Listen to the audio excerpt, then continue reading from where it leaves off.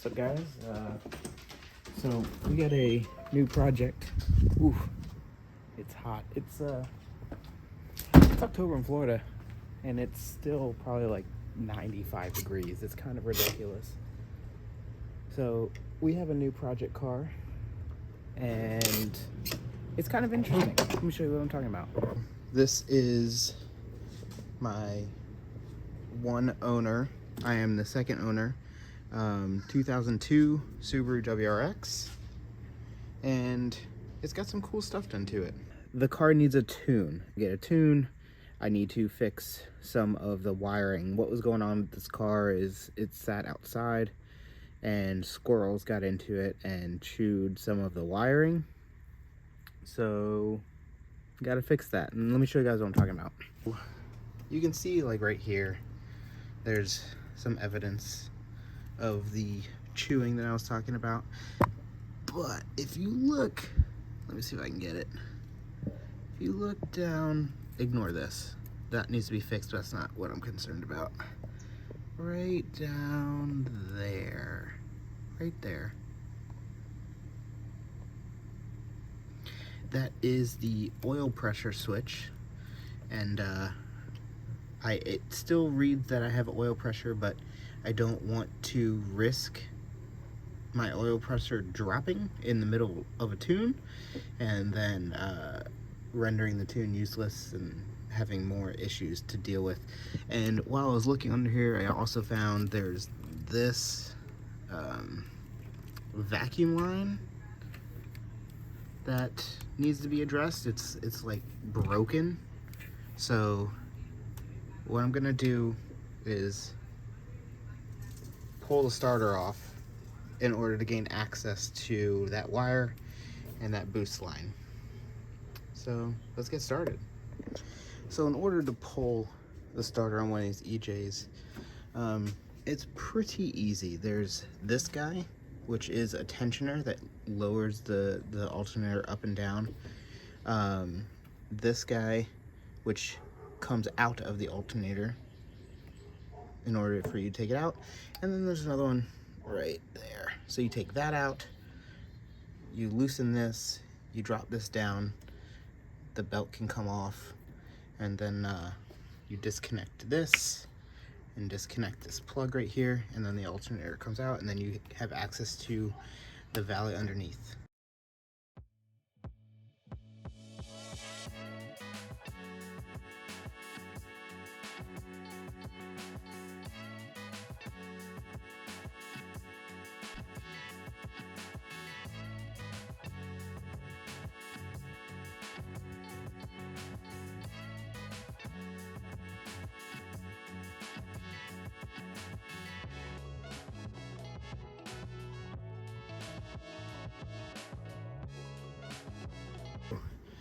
Alternator's out. I just kind of like flopped it over to the side. This guy is pretty brittle and I don't want to break it right now, so flopped it over to the side. This long bolt that goes through right here, there's like this plate on the back. It's either going to be a plate or a nut. You just have to grab it, make sure it doesn't fall down in the valley.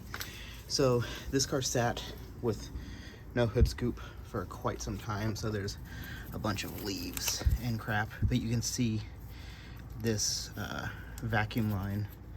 It looks like maybe it used to have a boost gauge or something, has been chewed. And then we can see it doesn't look like, honestly, it's really bad. I don't think I really need to fix it. I don't want the exposed copper though, so I am gonna address that. And then I'm gonna clean all these leaves out while I have the alternator out. There's also some wiring from here to here that looks like it got destroyed. So I don't know what I'm gonna do about that. I don't even know what that is for, to be honest. There's a sensor here. So, but yeah, I'm gonna hunt down this this vacuum line. It looks like it goes under the intake there. It just plugs in. So I honestly might just cap that off, because I'm gonna run a boost gauge, but there's this vacuum line that the previous owner ran that's already in through the firewall. So I'll probably use that as a pull string to pull my boost gauge vac line out, and then I will just tee in here where this gauge goes. This was for a boost controller that went bad and was causing a bunch of issues. So yeah, I am going to address this wiring, throw some heat shrink on it, maybe electrical tape, and clean up some of these leaves. See it, I need to clean that off, but it's an EJ22 block with EJ205 heads, so it's closed deck. Supposedly it was forged, I'm not sure, but it is closed deck, confirmed. So it does have 205 heads, also confirmed. Can't confirm internals yet, but when I pull the plugs, I'm gonna borescope in, see if I can like see any casting marks on the pistons or anything, see if I can identify that. But yeah, let's clean this out, fix some wiring, and then we can put it back together.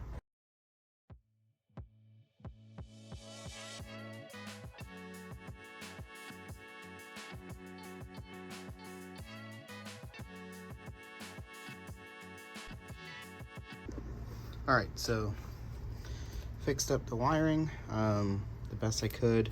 It's not really what I'd like to do, but I mean, it'll work. There's no exposed copper, so ideally what I'd like to do is cut the wire and then solder it back together, but I really need to get this thing tuned, so that will be like at a later date. I'll just take the alternator back off. It's not that hard. Cut that wire, solder it, and then be done with it. This, I haven't decided. I got rid of that old boost line right here. I need to figure out where this went. I haven't found it. I need to figure out where that went to seal off the other end of this vacuum leak, but I have noticed that the car doesn't build boost like it should. It still builds boost, but I can tell there's like a little vacuum leak. The idle's not high or anything, but the boost just isn't where it needs to be.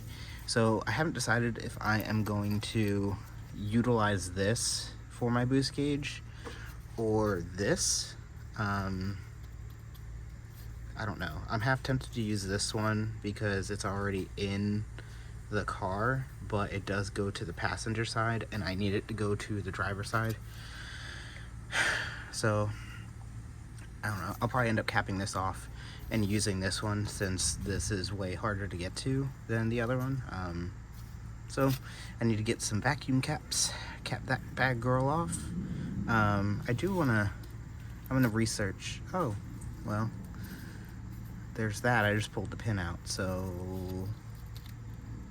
I need to figure out what this wire goes to. If you guys know, leave a comment down below, because this is my first Subaru. I'm not super familiar with what everything is. So yeah, if you know where this wire that comes out right here goes to, leave a comment down below. Let me know, because I obviously have to fix this. I just de-pinned it by pulling on it, so that's cool.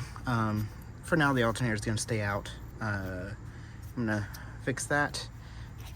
Need to get some new brackets, but the alternator go back in for that. And then yeah, once the wiring's fixed, that's capped, alternator can go back on and we can get tuned. Super excited about that. Yeah, so I will update you guys on this car. I'll do a full walkthrough on this car, what's been done by me, what's been done by the previous owner, at a later date. But for now, I'm just trying to get it back to being street worthy. So here's a like 5-second clip of the car driving after the trans was swapped.